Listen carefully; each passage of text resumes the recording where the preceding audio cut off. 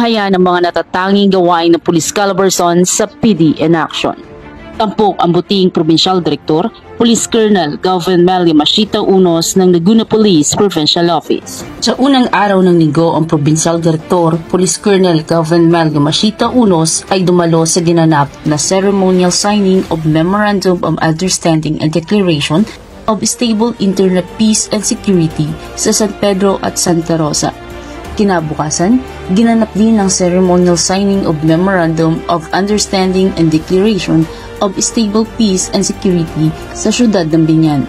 Ang mga nabanggit na programa ay pinangasiwaan ng Department of Interior and Local Government sa siyudad ng San Pedro, Santa Rosa at Biñan sa lalawigan ng Laguna.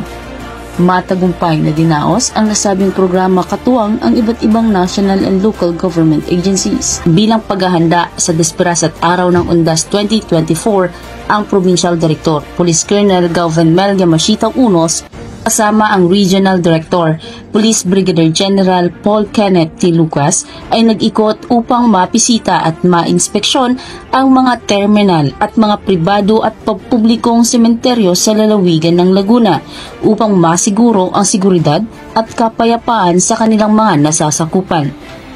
Sa tulong ng mga kapulisan at iba't ibang government agencies, maging ang mga force multipliers ay naging matagumpay at mapayapa ang pagunita ng Undas 2024 sa buong lalawigan ng Laguna. Dumako naman tayo sa operational accomplishments ng Laguna Police Provincial Office. Isa-isang linggong anti-criminality operations, ang Laguna Police Provincial Office ay nakapagtala ng 112 personalidad na arestado sa buong lalawigan. May 37 individual na naaresto sa illegal na droga, 48 pinaghahanap ng batas na individual ang naaresto, 23 sa illegal gambling at 4 sa loose firearms.